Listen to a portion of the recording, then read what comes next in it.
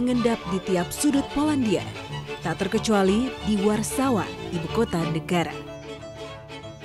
Selama 345 tahun negara ini bergolak untuk mencapai kemerdekaan, meninggalkan jejak di penjuru kota. Hawa di Warsawa masih terasa dingin menggigit, meski musim salju telah berlalu. Namun tidak dengan Islam, agama rahmatan lil alamin mulai menggeliat dan memberi kehangatan bagi mualaf di Polandia. Witam Polsce, selamat datang di Polandia. Negara tempat kelahiran Chopin ini diklaim sebagai rumah yang ramah bagi muslim di Eropa. Meski jumlah muslim di sini masih sangat sedikit, hanya 0,01 dari 40 juta jiwa warganya, tetapi kini mulai bermunculan mualaf muda di Polandia. Lalu seperti apa muslim di sini menjalani kehidupannya? Simak perjalanan saya menelusuri kehidupan muslim di Polandia. 99% warga Polandia bebas buta aksara. Dari sinilah jendela pengetahuan terbuka lebar, termasuk soal Islam. Dibarengi dengan luasnya toleransi agama, membuat Islam punya ruang untuk bernyawa. Hai, Assalamualaikum. Salah satu warga asli Polandia yang bersentuhan dengan Islam melalui literatur adalah Joanna. Semakin dalam ia membaca, semakin hatinya tertambat pada Islam. Padahal usianya kala itu baru 15 tahun. We had like few lessons at school, at history classes about Islamic empire and beginning of Islam and stuff. And on these lessons, usually the Islam was like presented as like a religion of Arabs that is like backward and like oppress women and oppress like everyone, you know. So I was like more and more curious also because of that, like how is it possible if it's so bad that so many people stays in this religion? One main point was that like the Tawheed, you know, like the monotheism that is like very clean and clear, and like that you feel actually you have the relation with God that is very private. It's just like God and you don't have anyone in between. Baru 25 tahun umur Joanna, namun semangat dan kecerdasannya jauh melampaui usia. Sehari-hari, sarjana ilmu psikologi ini aktif di Alej Kumka, sebuah organisasi yang aktif melakukan dakwah, dialog lintas agama, mengorganisir kegiatan muslim dan membantu mualaf. Mimpi Joanna belum usai. Ia punya angan-angan besar bagi masa depan muslim di Polandia. Starting kind of like educational system, like starting is the easiest to start with the kindergarten, you know, and then like to grow it like for higher levels. So yeah, I hope so. Puas berbagi cerita, Joanna mengajak saya ke Halaka, atau pertemuan untuk membicarakan berbagai hal tentang Islam. Masjid di bilangan Wilanów ini menjadi tujuan kami, satu dari dua masjid yang ada di kota Warsawa.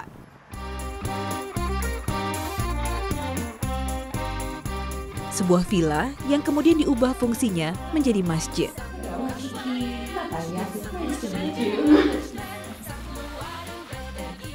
Saya bertemu lagi dengan muslimah asli Polandia, Laila, Natalia, Gosia, dan Amira. Meski tidak selalu dihadiri banyak muslimah, namun halaka ini kaya makna dan sangat penting bagi mereka. Meski jumlah muslim di sini sangat sedikit, tapi mereka terhitung cukup solid. Seperti para muslimah ini, mereka membuat agenda 1 minggu sekali untuk bertemu. Selain untuk memperkuat ukhuwah Islamiyah, mereka juga ngobrol atau curhat tentang segala macam hal. Karena kebanyakan dari mereka adalah satu-satunya muslim di keluarga atau lingkungannya. Jadi di sini mereka bisa bicara lebih terbuka dengan keluarga baru mereka. Okay, and Kiki, don't forget tomorrow my friend Ada, as I told you before, is getting married. Tentu saja, saya menyambut antusias ajakan ini. Cerita baru telah menanti di depan saya.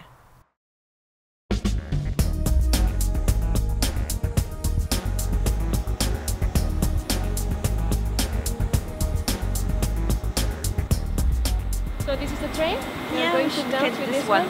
Yeah. Okay, let's go.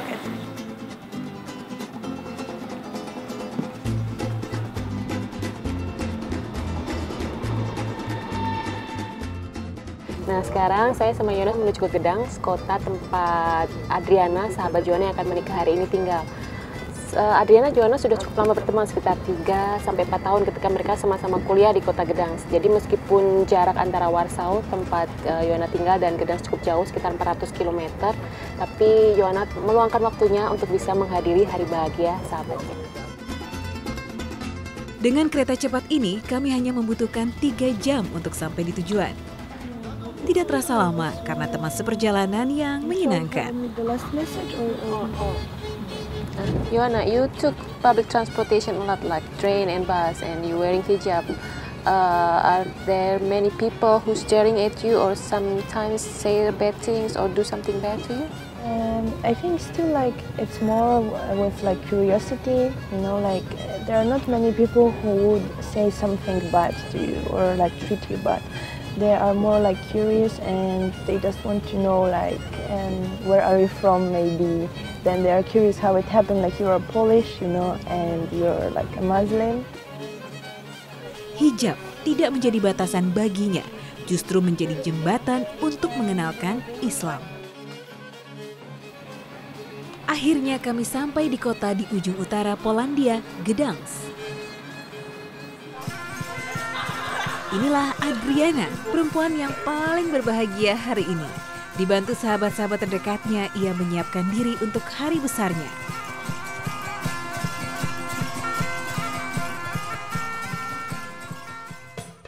Nah, sekarang kita sedang dalam perjalanan menuju rumah Adriana karena tadi dia bersiap-siap di rumah temannya.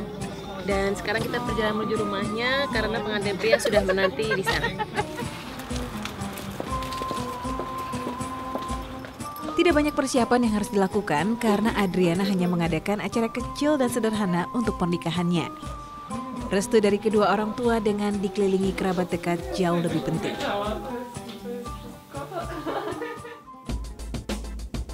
Masjid Gdańsk menjadi pilihan Adriana untuk menikah. Bukan sekedar indah dengan sejarah yang melingkupinya.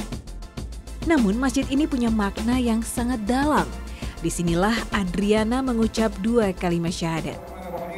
Innalhamdulillah nahmaduhu wa nasta'inuhu wa nastaghfiruh wa na'udzu billahi min shururi anfusina wa min sayyiati a'malina. Man yahdihillahu fala dhalla lahu wa man yudlil fala hadiya lahu. Wa asyhadu an la ilaha illallah wahdahu la syarika lahu. أنا عقدت هذه العقد النكاح على أمر الله وسنة رسول الله.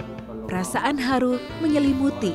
Di tempat ini sepasang manusia akan mengikat janji suci menyatukan 2 hati. Lebih dari itu, berbagai keyakinan juga menyatu di sini dengan damai. Meski berbeda agama dengan kedua orang tua dan mayoritas karibnya, namun mereka bisa saling menghargai dan hidup dalam damai. Sungguh indah sebuah keberagaman. La ilaha illallah al-halimul karim. Subhanallah rabbil arsyil azim. La ilaha illallah Allahu akbar. Muhammad Rasulullah. Alhamdulillah, ijab kabul antara Adriana dan suaminya baru saja berjalan dengan lancar dan kini mereka sedang mendapatkan ucapan selamat dari teman dan juga sahabat-sahabat terdekatnya.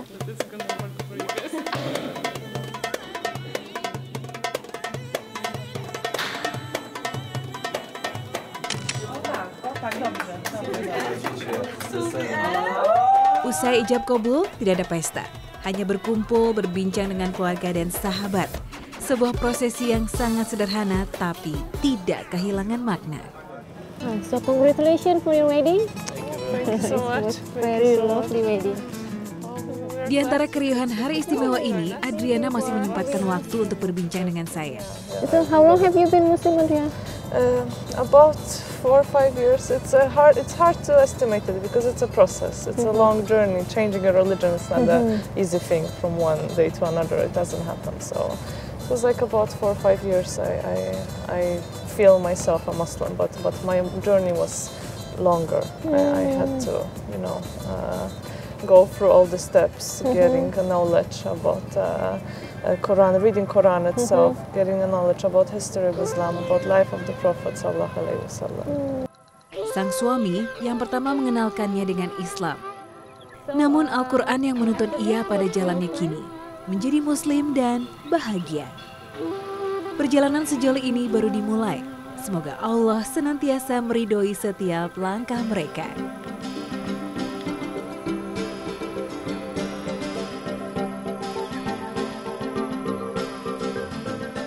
Selagi di Kota Gedangs, Yohana mengajak saya untuk mengulik sejarah tentang Islam yang tersimpan di sini. Nah, di Kota Gedangs ini juga menjadi rumah bagi Muslim di Polandia, meski jumlahnya tidak sebanyak di Warsawa. Tapi di sini kita juga bisa menjumpai masjid, dan ada satu lagi monumen peninggalan bangsa Tatar, yaitu bangsa Muslim yang datang di abad 14. Nah, sekarang saya diajak Sista Yohana untuk melihat seperti apa monumen itu. Siapa sangka Islam turut menggurat sejarah di Polandia. Islam bahkan punya riwayat panjang di negara ini. Tersembunyi di tengah Taman Orunski ini, peninggalan kebesaran suku Muslim Tatar hadir. This what he's holding is like it was typical for Tatar troops. In Polish it's called buńczuk, and it is written on the sculpture that like with buńczuk for Poland. And yeah, as you can see on it, there is like crescent moon, and also on the helmet of the soldier there is like crescent moon and the eagle, which is symbol of Poland. First information about them fighting for Poland, it was in 1410 already, and there is like the whole story that they were serving in different battles, also during uprising when Poland wasn't on the map, when it was lost its independence, and they were like fighting and for Poland until Second World War. Monumen yang dibangun tahun 2010 dan diresmikan oleh Presiden Bronislaw Komorowski ini masih gagah berdiri hingga kini, menguatkan jejak Muslim Tatar di tanah Polandia.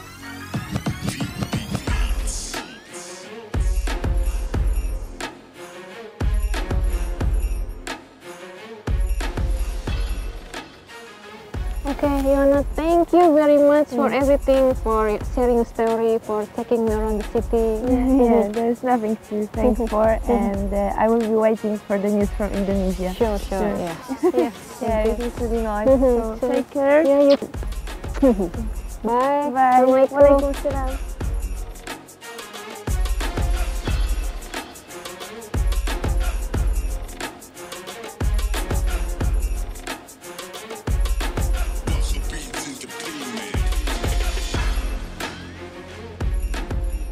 Setelah ini saya akan melanjutkan perjalanan ke kota di bagian barat Polandia, yaitu Poznan. Di sana saya akan bertemu lagi dengan seorang mualaf asli Polandia. Namun berbeda kondisinya dengan di Warsaw dan juga Gdansk, di mana Muslim lebih terbuka dengan keislamannya. Di Poznan situasinya berbeda karena masih banyak stigma negatif dan juga prasangka yang melekat pada Islam. Kota yang menjadi pusat kebudayaan di barat Polandia ini menjadi tujuan saya selanjutnya.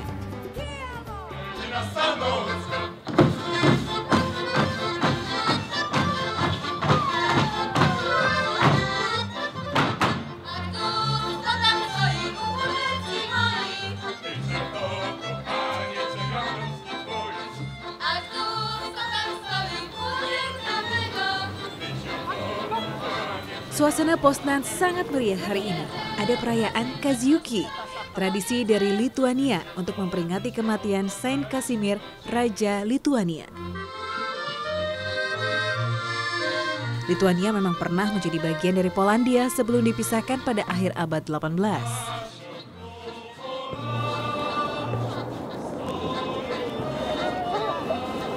So nice to see you. How are you? I'm good. Yeah, I'm perfect. So pleased to meet you. Maybe we should find some square place. Enjoy this celebration. Yeah, I'm enjoying, but it's a little bit like too loud to talk Maybe we can peacefully. find So maybe we somewhere should else. find somewhere else to have a look at some nice place. Yeah. Energik dan cerdas. Kesan pertama yang saya tangkap dari perempuan 34 tahun ini.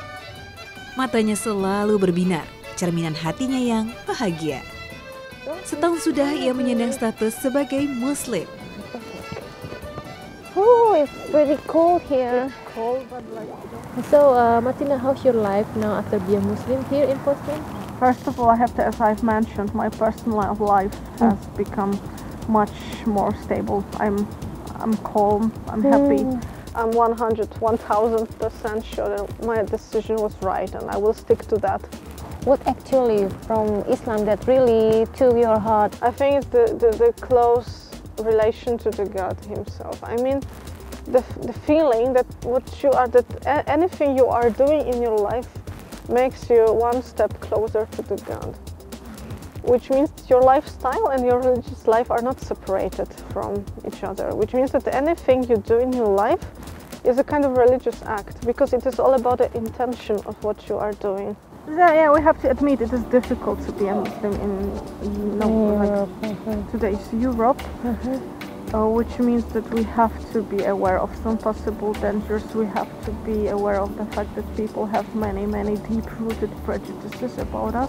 Just like you mentioned before that in the bus, that somebody pray in the bus. There are some stories that, for example, when someone starts to pray in a train or with public transport, people call the police because someone has said Allahu Akbar, which means they are for sure preparing some attack or something, because there are some films which show people preparing to bomb attack like this, because you know what I mean.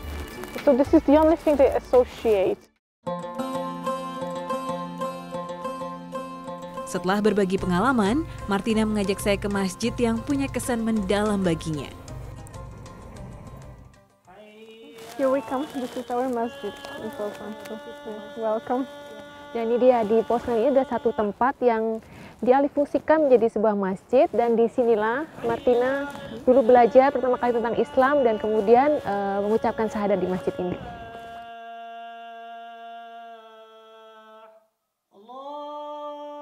Pada hari-hari selain Jumat, masjid ini sangat sepi. Meski demikian, saya beruntung masih bisa mendengar lantunan azan di satu-satunya masjid di kota ini.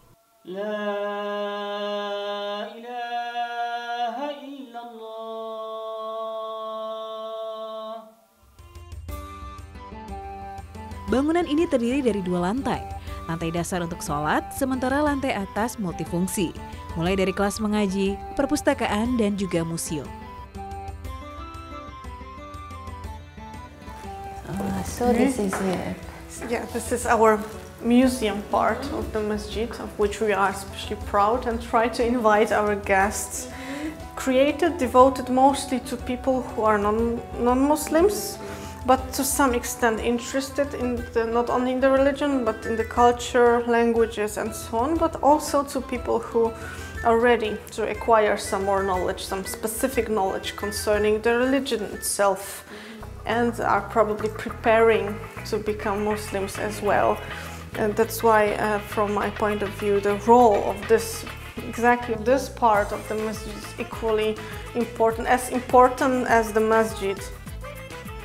Nah, jadi di masjid ini selain menjadi tempat ibadah, tapi juga menjadi pusat kebudayaan Islam. Seperti kita lihat, ada museum yang menyediakan koleksi-koleksi barang dari Maroko dan negara-negara Islam lain. Di sini juga ada perpustakaan, dan ada juga kelas religi yang terbuka bagi Muslim dan juga non-Muslim yang ingin belajar lebih tentang Islam. Betul, Martina? Ya. Betul.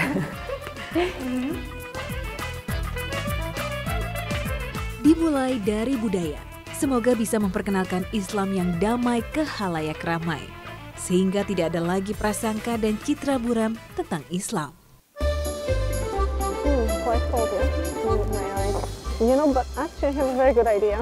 What's that? If you've been missing some Indonesian food, we have a very nice Indonesian restaurant in Poznan. Here in Poznan? So what about going there? Very good idea. The best idea I've had today. Let's go there.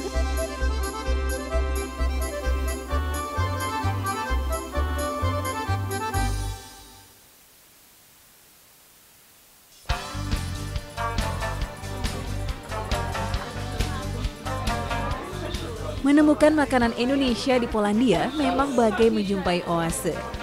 So what we have here, so many. Have you tried Indonesian food before? Yeah, some of it. And then what would you like to taste now? This one, noodle. It's like a seafood with there is like a rice version as well, so maybe I could try this one. Oh yeah, you could try fried rice with Or have you ever tried this one? This one? It's very popular in Indonesia. Bakso. Yeah. Okay, sit. We can sit and start to order. Warung ini dikelola oleh warga Indonesia yang menikah dengan warga asli Polandia. Tidak hanya warga Indonesia yang tertarik, warga asli juga sangat antusias dengan keberadaan tempat ini. Masakan kaya rempah khas Indonesia memang bisa membuat lidah berbagai bangsa berdecak.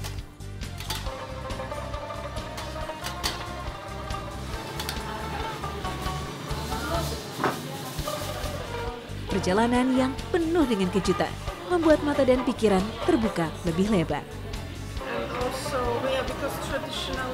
Meskipun jauh dari Indonesia, tapi saya merasa seperti di rumah karena saya bisa bertemu dengan saudara Muslim di negeri yang sangat jauh dan juga bisa merasakan masakan Indonesia di sini. Menyenangkan. So, how do you like your food? It's delicious. Delicious? I've been really enjoying my time here.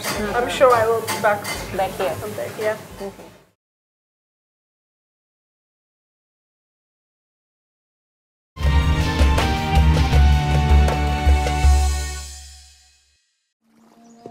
Berbagai kisah dari para muslimah di Polandia terangkai indah dalam benak saya. Tidak selalu mudah, namun mereka selalu bisa mengambil hikmah dari setiap langkah. Pelan namun pasti, Islam terus tumbuh dan berkembang di Polandia. Kedamaian dan juga ketenangan yang para mualaf rasakan membuat mereka jatuh cinta pada agama Tauhid ini. Dan apapun rintangan dan juga tantangan yang mereka hadapi, mereka selalu istiqomah karena mereka percaya Allah Subhanahu wa Ta'ala akan selalu melindungi setiap langkah mereka.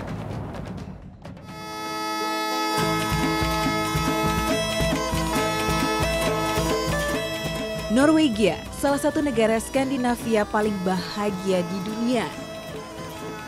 Warga negeri Viking ini hidup sejahtera dan makmur di tengah dinamika kehidupan multikultur. Pada 22 Juli 2011, kota Oslo gempar dengan sebuah bom yang meledak di kompleks perkantoran. Bom ini hendak menyasar kantor Perdana Menteri Norwegia.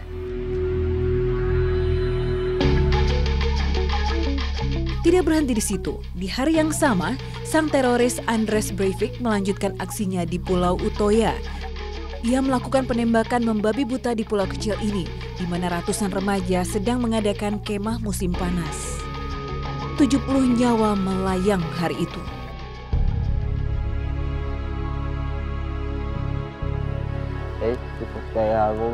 Ibrahim ada di antara mereka.